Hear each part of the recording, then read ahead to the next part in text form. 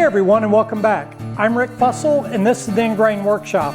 In today's video, we're going to be building a DIY planter box out of some fence pickets, just like this one. That's coming up next here at the Ingrain Workshop.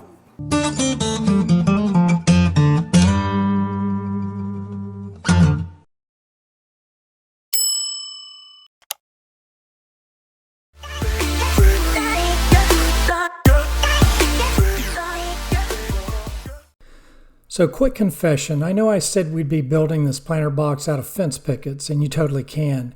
It'll probably take 2, maybe 3 pickets tops, but since I had some leftover cutoffs from my massive 4-rail fence project, which was way more work than anticipated, I figured why not repurpose them here. The fence rails I'm using are pressure treated, and they're 1 1/4 inches thick by 6 inches wide, and the lengths are, well, a bit all over the place because, you know, cutoffs. Anyway, first up, we're headed to the table saw, where I'll resaw these down to a 1/2 inch thickness. Let's make these boards a little more planter box friendly.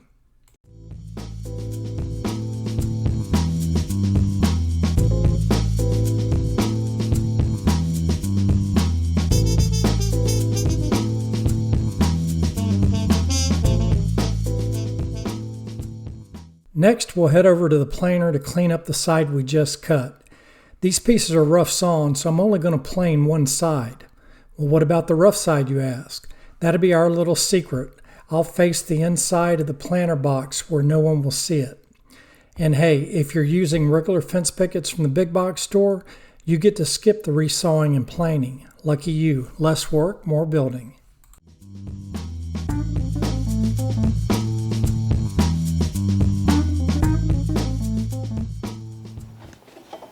So the first thing I'm going to do is here at the miter saw, go ahead and cut the legs. Now the legs are going to be 24 inches long, and I've got my stop here on my miter saw table set to 24 inches. I'm going to cut both these pieces at 24 inches. These are 5 1/2 inches wide. My legs are going to be 1 1/4 inches wide. So I should be able to get 4 legs out of each piece for a total of 8. So our legs are going to be comprised of 2 pieces. So we're going to need 8 pieces to make 4 legs. And we're going to get that out of these 2 pieces here at the miter saw.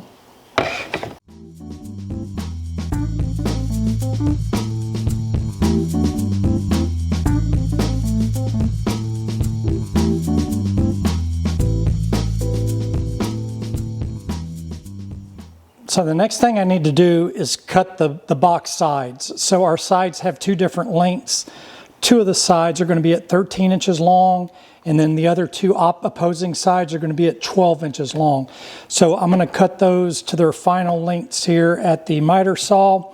And a pro tip here, on a lot of miter saws, to make cuts smaller than, say, a foot, depending on how your miter saw is set up, you can't adjust the stop on your table because it's going to hit the fence of your miter saw. So as a pro tip, I've just cut a stop at exactly 20 inches. So then to set up the stop on my miter saw table, I just add 20 inches to whatever that length is. So in this example, we're going to be ripping these at 13 inches. So I'm going to set my stop on my miter saw table at 33 inches. 33 minus 20 is 13, and I'm going to rip these 3 boards at 13 inches long. And set it here. And then I can take my board, butt it up against the stop, and make my cut at 13 inches.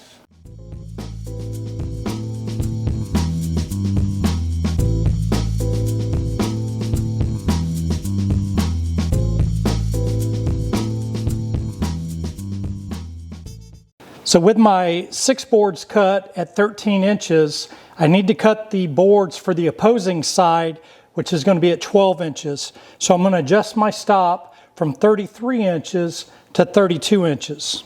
So now with my stop in place, I should have 12 inches from there to the blade, and I'm going to go ahead and rip these 6 pieces at 12 inches.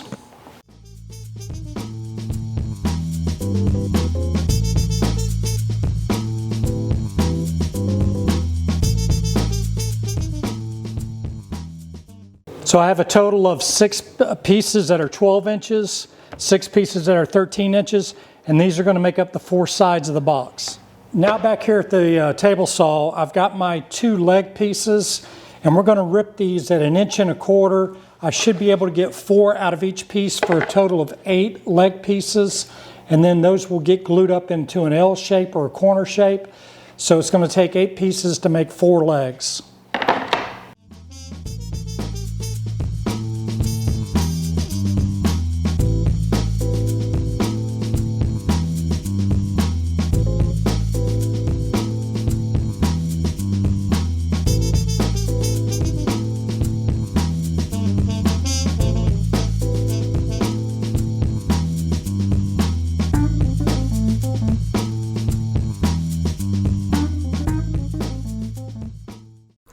Alright, time to assemble this bad boy. I'll be using Titebond 3 wood glue, which is perfect for outdoor use. And I'll throw in some 3/4 inch brad nails to hold everything together while the glue dries. Think of the brad nails as temporary babysitters for your planter until the glue takes over. I've laid out 2 leg pieces and 3 13-inch side pieces, and I've placed the side pieces next to the legs, so I'll know exactly where to stop gluing, because nobody wants glue everywhere. I'll mark the legs with a pencil to keep things in check. Then I'll line up the sides so they're flush with the outside of the legs and shoot in about 4 brads per side. After that, I'll repeat the process for the other 2 sideboards. And once that's done, just rinse and repeat for the other 13-inch side, easy peasy.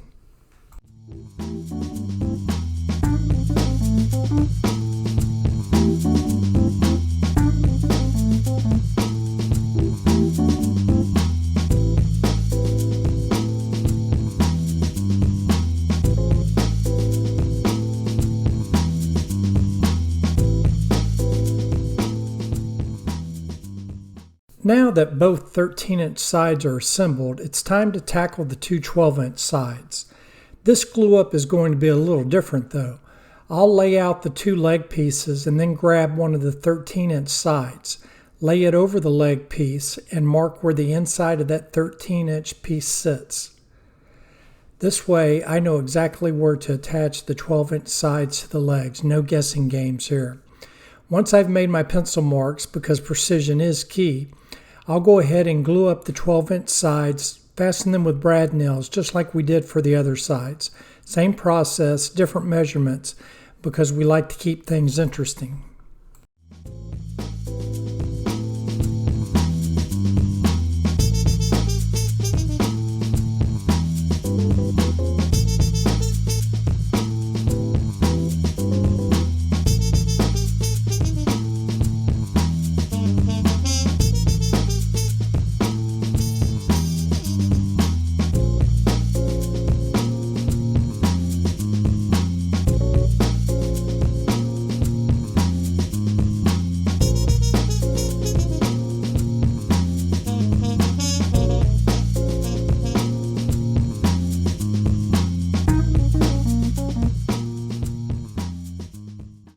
With all the sides done, it's time to bring the planter box together. I'll start by applying a bead of glue down the entire side of one leg, kind of like spreading peanut butter on toast, but for wood. Then I'll line the 13-inch side with the 12-inch side and fasten them together with brad nails. After that, it's just rinse and repeat situation all the way around the box. Before you know it, we'll have ourselves a fully assembled planter.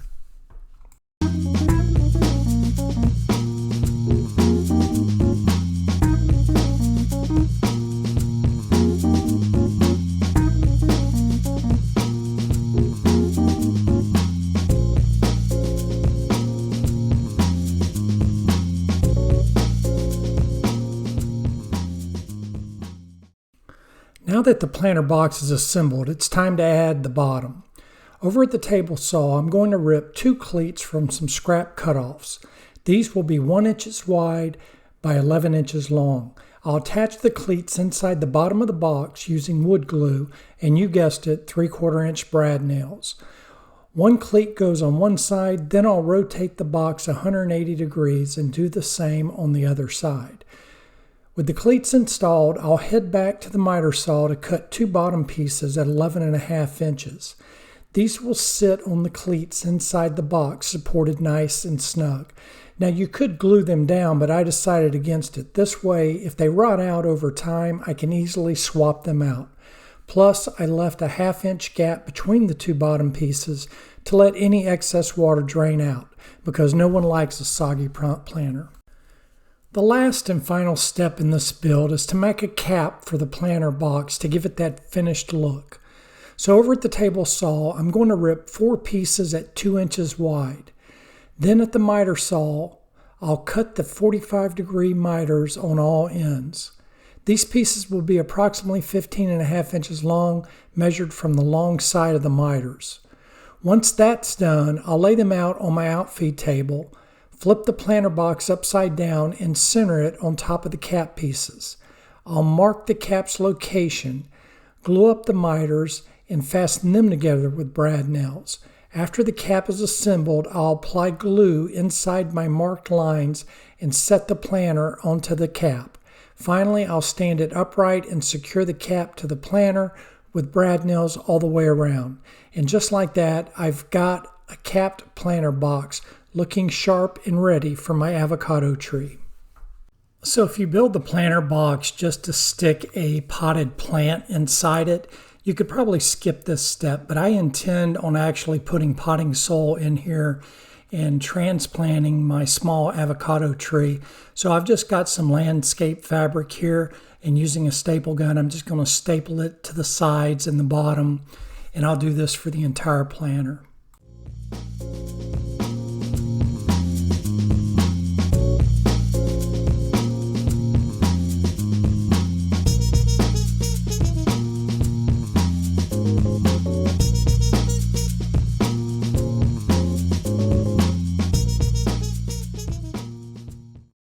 So with my avocado plant transplanted, I'm just going to add some black cow soil here.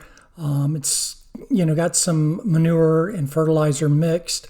And then I'm also going to take and install some pine bark just along the top edge of the planter. And this will just help keep in the moisture so the moisture doesn't evaporate as easily here in the Florida sun.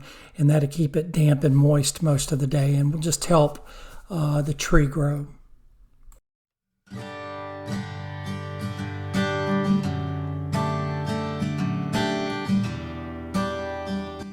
So you have 2 or 3 options regarding the finish of the planter. I chose not to finish it and then just let it patina over time. That way it'll just match the barn boards that we have on our stable. But you could paint the exterior of the planter, or you could stain it. So it's strictly up to you and the style that you prefer. But like I said, I'm just going to let the Florida sun just weather it over time, and it should give it a nice weathered look.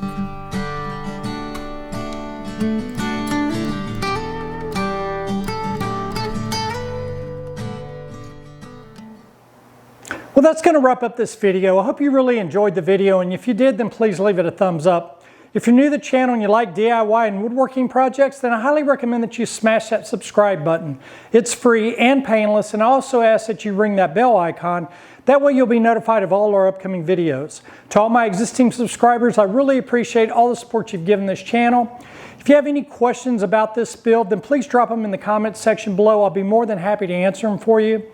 I'll also leave links in the video description below to where you can get all the tools and equipment that I used on this build. Until next time, I'm Rick with the Ingrain Workshop. Have a wonderful day and God bless.